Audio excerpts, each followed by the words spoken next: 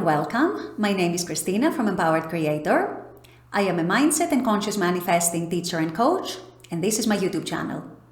Here I talk about all things law of assumption, mindset, conscious manifesting, the quantum universe, and a lot more.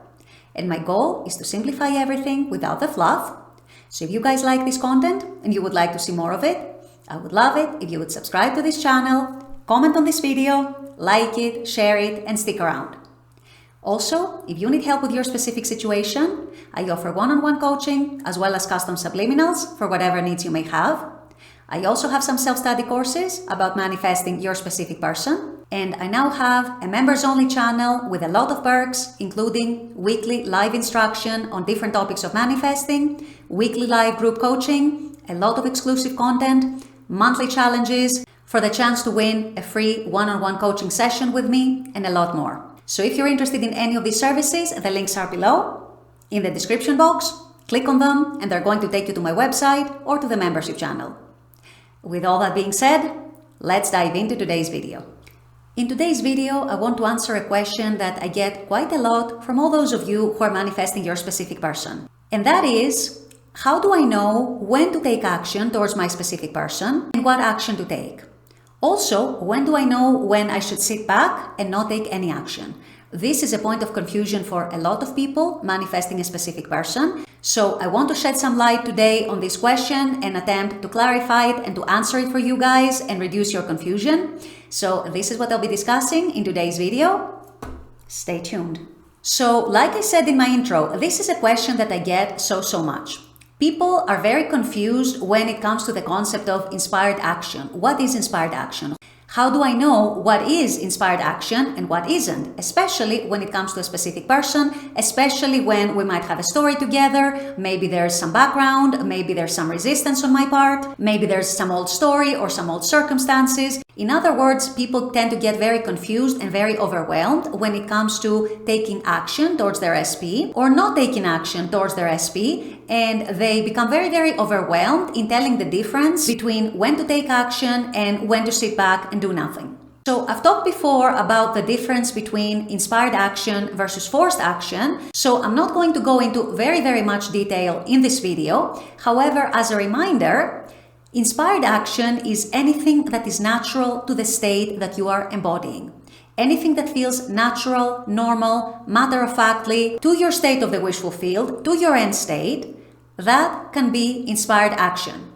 On the other hand, if you are trying to force the 3D, if you're trying to manipulate the 3D, if you're trying to play games, or if you're trying to strategize on how to bring the 3D to give you faster movement, or how you can bring your 3D to shift faster your way, and especially if you're questioning things, if you're second guessing yourself, if you're not sure whether you should take that action or not, then chances are this is more like forced action versus inspired action. So of course, and to some extent, you have to apply some discernment on the question of whether to take action or not, because this is decided on a case-by-case basis. And your relationship with your SP and your connection with your SP might be completely different from the next person's. So ultimately, only you know your relationship best, only you know your SP best, only you know yourself best, and ultimately it is on you to decide whether to take action or whether not to take action. But to give you some more general guidelines, when you're taking action, you want to take it from a place where you are detached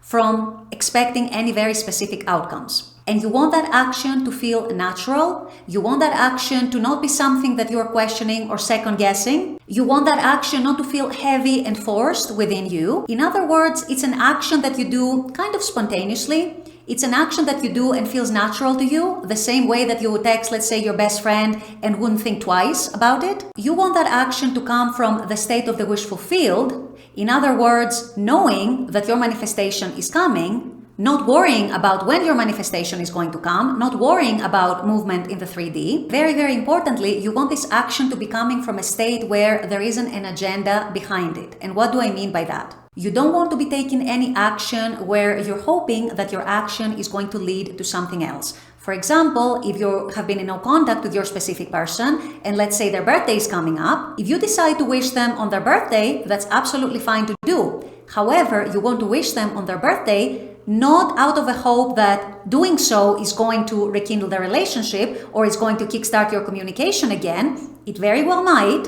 But you don't want to be putting that kind of importance into your action. Instead, you want to wish them for their birthday because you genuinely, from your heart, want to wish them well for their birthday. You want to acknowledge their birthday, and that's absolutely fine. That means no matter what happens, whether they just say thank you and nothing else, whether they don't respond, or whether they respond 2 days later or 5 days later, or whether they give you a little chat but then it doesn't go anywhere from there, you want to still remain unfazed by that.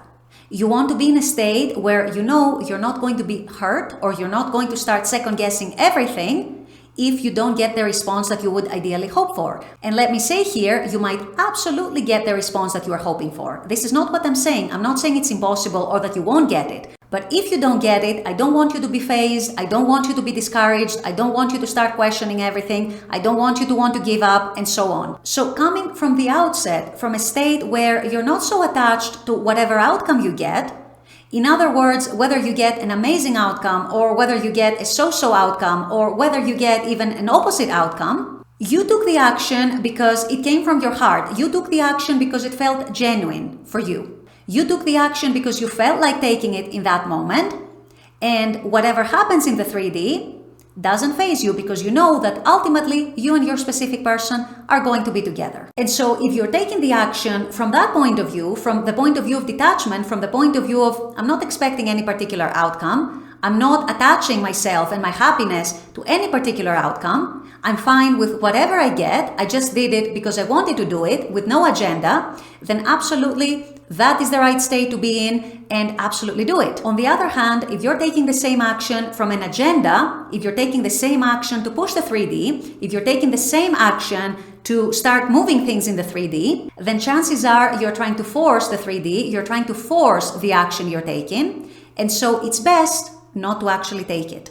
And all of this, of course, requires a lot of self-awareness. It requires being very, very honest with yourself.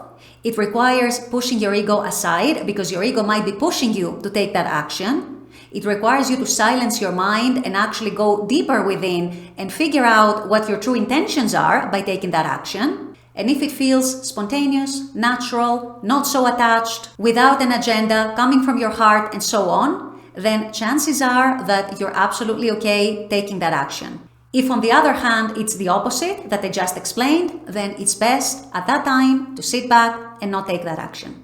And another very, very important thing that I want to point out here, there is actually a paradox when it comes to taking action versus not taking action, especially when it comes to a specific person.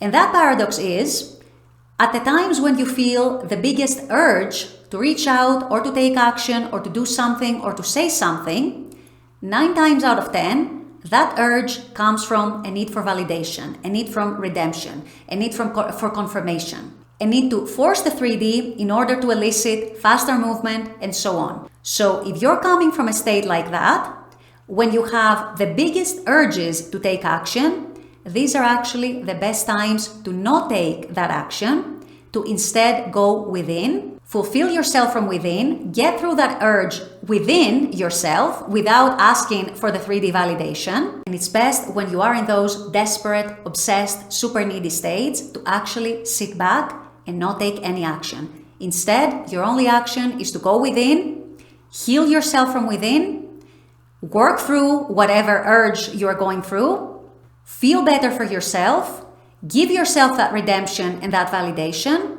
And once you feel better again, once you're in a more neutral state again, once you're in a less obsessed state than before, then maybe the inspiration for a different type of action comes to you and you might spontaneously decide to take that action. So inspired action when it comes to your SP versus forced action when it comes to your SP very, very much depends on your state, very, very much depends on your feeling towards the situation, very much depends on your perceptions of the situation. And you want to be able to learn to make that distinction within yourself. You want to be able to observe your state, have that self-awareness, and decide accordingly if the action you're feeling the urge to take is inspired action, which a lot of the time it's also spontaneous, you don't even think about it. Or if you're overthinking it, if you're overanalyzing it, if you're second guessing it, if you're trying to strategize, chances are it's forced action and it's best not taken. With all that being said, I'm going to wrap up this video here. I intend that this has helped. As always, I very much appreciate you guys being on this channel, watching this content. I love making this content for you. And as always, I look forward to seeing you all at the next video. Until then, take care and bye-bye.